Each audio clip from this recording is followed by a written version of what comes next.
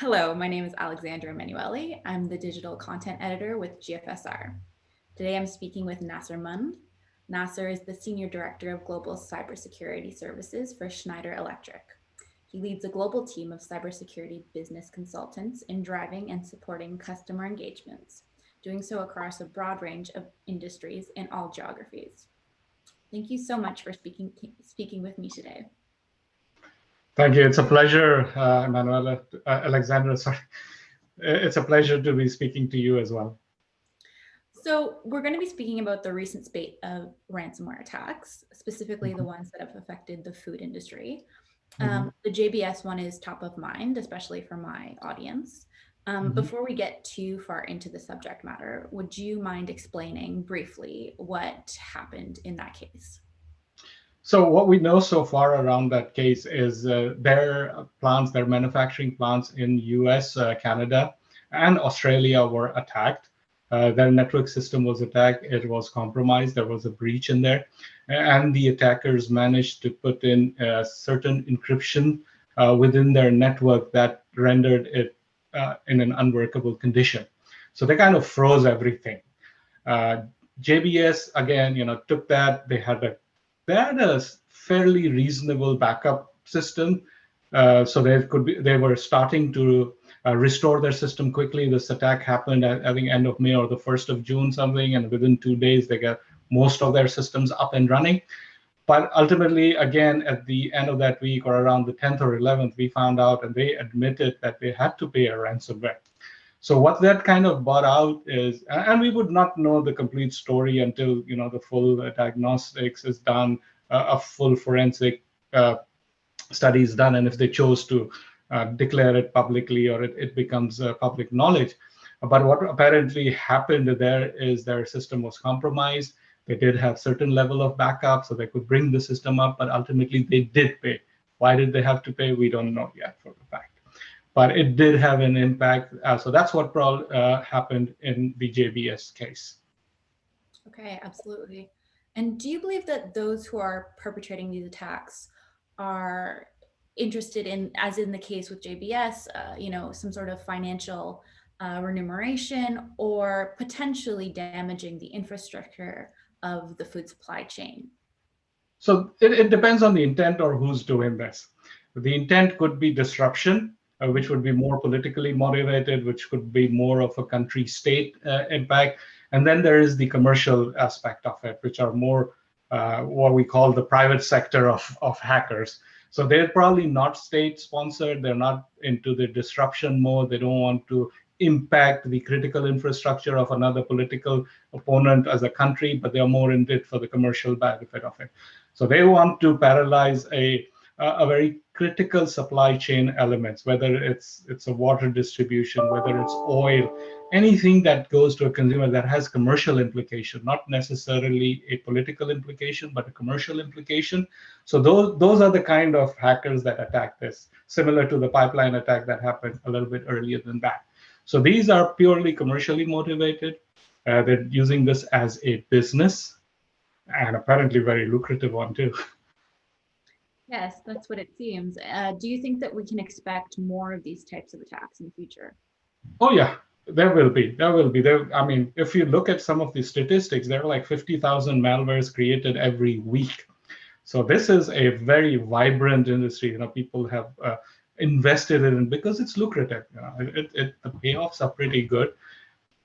The bigger ones we hear about, they become critical. We hear about it, but there's, we don't know how many of those are happening that we don't even hear about them. Yeah. As a cybersecurity consultant, how best should companies be tackling this sort of issue? So one, is the awareness of it, that this is a real issue, that you need to protect it. As in the old days, people, when they built a plant or anything that they need to protect, they would put a fence around their property. Hey, look, I need to prepare here. When you enter this, there are certain conditions that would need to be fulfilled to do that. They have to treat their networks in the same way. This is a property. This is a boundary that only authorized people should be able to come in there. This is not a free-for-all that anybody can come in and pull something out or disrupt something. So that's what industry has to, one, recognize that this is a threat, and two, create or put protections in place that address this threat. Mhm. Absolutely. I've heard a lot about establishing a culture of cybersecurity. Would you be able to explain what that is, first of all? And do you think that would help prevent future issues? Absolutely, great question. So, culture of cybersecurity is more than just putting a control in place. So just because you put in an antivirus in your system or you put an Active Directory that gives you an authentication doesn't make it cyber secure. Mhm. There is a whole culture, and what that means is you need to put in effort in putting controls, the technology in place. You need to ensure that there are processes and policies there to use those controls. And third, the most important element is the people. Your people that work in their plant need to be onboarded. They need to understand what those technical controls are and how do they use those technical controls based on policies, procedures, processes that you put in place. Yeah, I think that you've raised a lot of incredible points, and I think that my viewers are going to be thinking very hard about their lack of, or hopefully they have some sort of cybersecurity culture or processes in place. Because if you don't, then I think your company is at a loss, it sounds like. Absolutely. And one more element that we've seen, and this is the change in the threat landscape. Uh, a lot of companies put all of these controls in place, but only in the IT side of things. Hmm. What's happened lately and the way the threat landscape has changed is even in the OT, which is the operational technology part, which is the plant part of it. You're not talking about the HQ or the carpeted space within there, but you're talking about the plant part.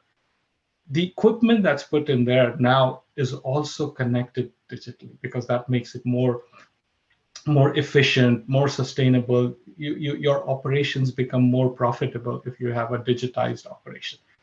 But that comes with a risk. The minute you digitize things, the minute you connect it to the network, that becomes an entry point because now it's part of your larger network. Mhm. So what we've seen recently is the shift into that threat landscape because even the hackers have realized that that's a weak spot because people haven't put in the same level of rigor Mhm. in protecting their OT networks as they did their IT networks, because that's been happening for the last 15, 20 years that people have really focused IT. So the threat that has, the front of the fight against, threat and breaches has been on that IT level, Mhm. whereas OT level has been left unprotected. Mhm. If you want to create a culture, if you want to put the controls in place, you have to ensure that both IT and OT are covered within that. So that's a very important point that a lot of our customers so far have missed because that has not been the focus historically. Wow. Some food for thought. If you don't have a cybersecurity plan, get a cybersecurity plan right now and have it covered the entirety of your company, not just the IT sector, I think is the takeaway from that. Absolutely. Thank, Absolutely. thank you so much for speaking with me, Nasser. It was such a pleasure. Thank you, Alexandra. It was a pleasure. Thank you.